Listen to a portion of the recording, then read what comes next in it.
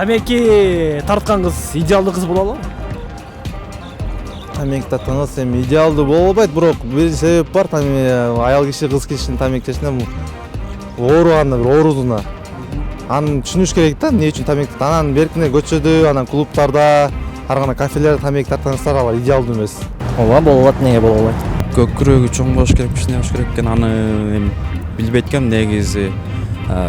Эгер үйлөнгөндөн кийин өз баласын тойгуза алса ошол жетиштүү го дейм.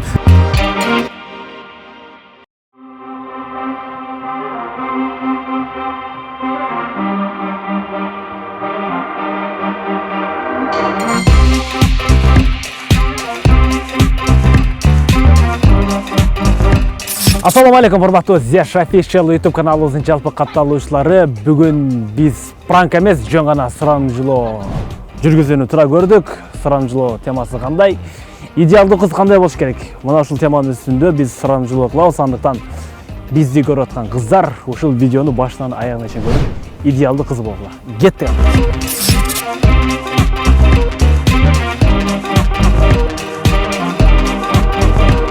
Идеалдуу кыздын келбети кандай болуш керек? Дене түзүлүшү кандай болуш керек? Салмагы канча болуш керек?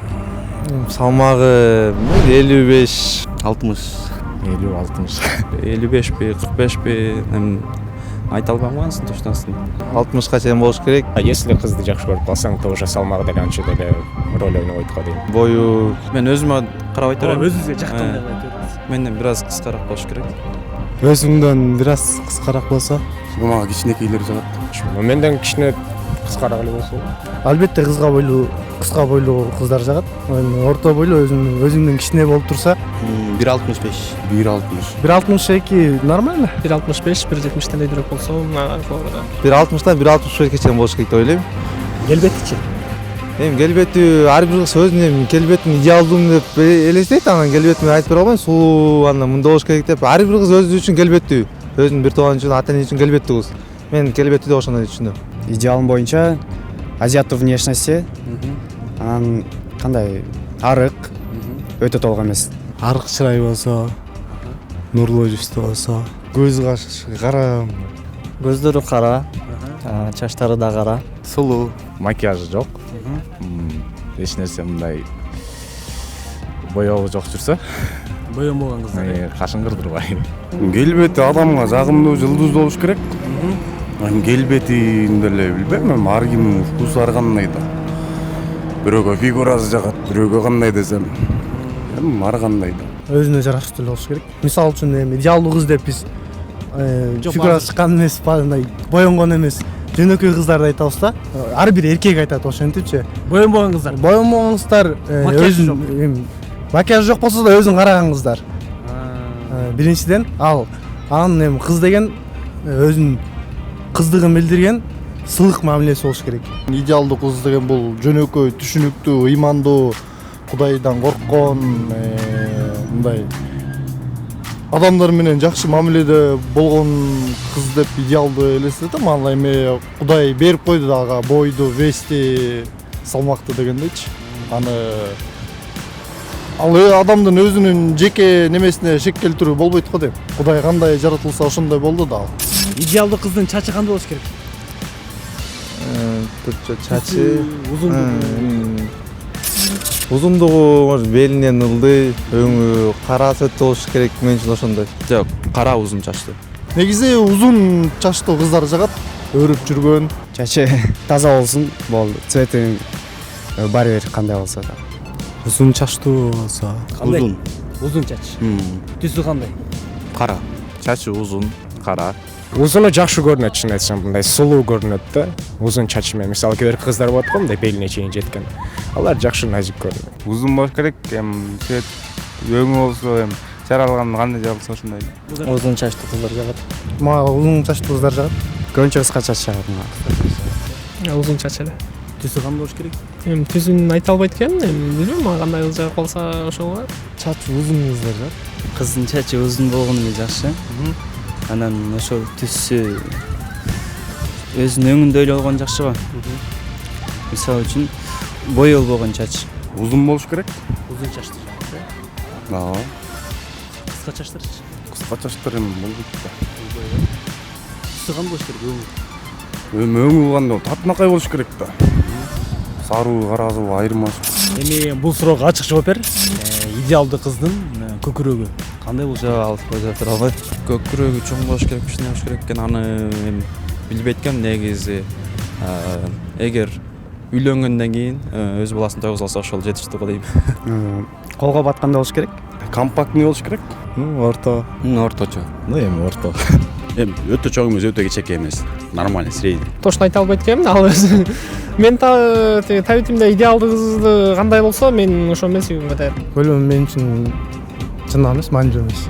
Аны чын айта албайт экенмин. Эми Кудай берип койсо, кандай берип койсо ошондой эле да. Мисалга чоң же кичине деп айтуу деле мүмкүн эмес го дейм менин оюмча. Идеалдуу кыздын кийинүү стили кандай болуш керек? Классикалык кийимдерби же спорттук кийимдерби? Кандай кийинген кыздар жагат? Дресс-код. Классика. Классика болуш керек. Классикалык го дейм. Классика эле жагат. Демек узун кийинген кыздар. Узун кийингендер. Кыска кийинген кыздарчы? Алар көзгө жагат. Алар көзгө жагат. Узун эле жакшы. Кыз кишиге деги эле шым жараша бербейт го. Жараша бербейби? Узунураак кийсе. Көбүнчө көйнөк. Коймочу эмес болсо. Мага көбүнчө жабык кийгендер жагат да. Өтө ачылгандар эмес.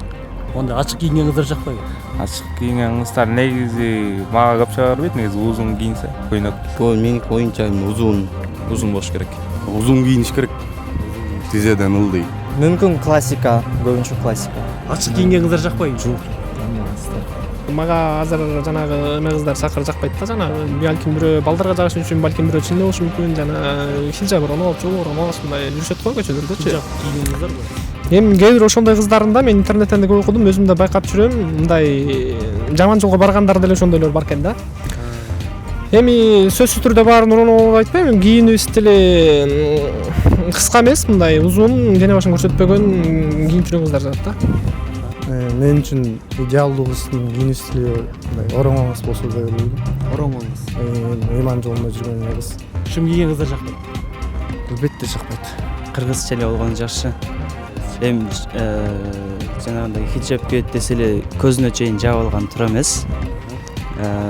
Узун кийинип, мүмкүн болушунча жабынып жүргөн жакшы. Идеалдуу кыздардын кийими классикалык түрдө, мисалы үчүн аураттарды жаап узун кийип жүргөн кыздар жагат мага. Мындай кыска кийинип өзүнүн денесин башкаларга көрсөтүп жүргөн кыздар жакпайт да. Өзүнүн ауратын жагып жүргөн кызды мен идеалдуу деп эсептейм. Анткени 19-кылымга ала турган болсок, Курман Жандатка энебиз эч качан өзүнүн ауратын көргөзүп жүргөн эмес да.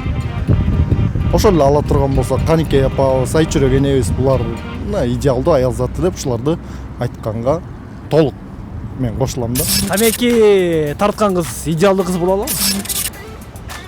Тамеки тарткан кыз эми идеалдуу боло албайт, бирок бир себеп бар. Аял киши кыз кишинин тамеки тартышында ооруганда бир оорузуна. Аны түшүнүш керек да, эмне үчүн тамеки тартат. Анан беркине көчөдө, анан клубтарда, ар кандай кафелерде тамеки тарткан кыздар алар идеалдуу эмес. Чекпеген, туура жүргөн кыз идеал мен үчүн. Жок. Боло албайт го. Жок. Боло албайт негизи эле тамеки чеккен мындай адамга жарашпайт. Кыздарга эмес, эркектерге деле жарашпайт тамеки. Ичкен чеккен кыздар болбойт. Идеалдуу кыз эми ичпеш керек, чекпеш керек. Тамеки, алкоголь кызга вообще жарашпай калат го дейм. Ошондуктан анысы жок эле болгону жакшы.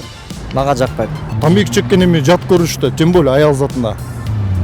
Аял заты деген дене да, дене аркылуу балага жугат да. Денесинде татуировкасы бар кыздарга кандай карайсың? Жок, денесине татуировка терс эле көз караштамын.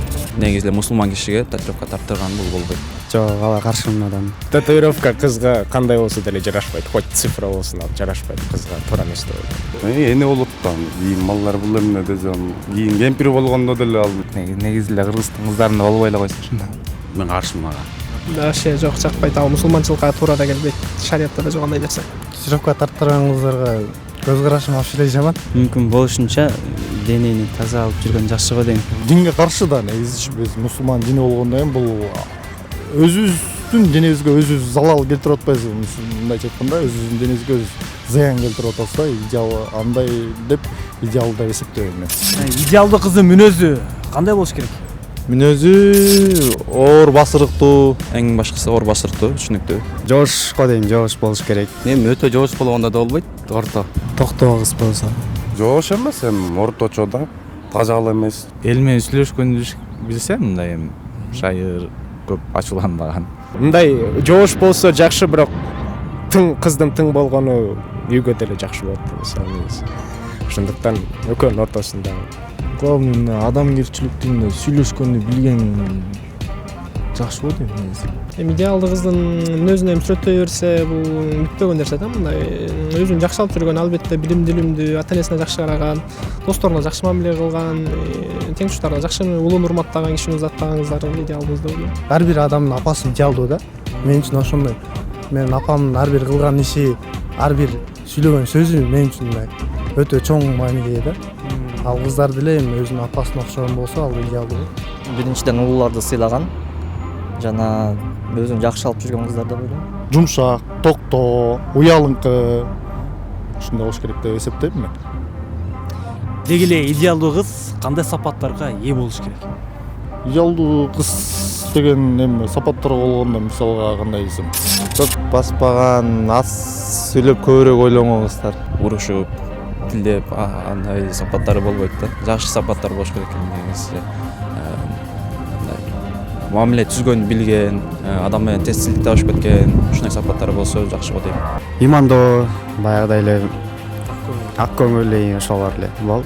Ыймандуу, акылдуу, Таза, тыкан, скромный болуш керек. Үй бүлөсүнө кылган мамилеси, ата-энесине кылган мамилеси, жүргөн турган тың, таза, тыкан.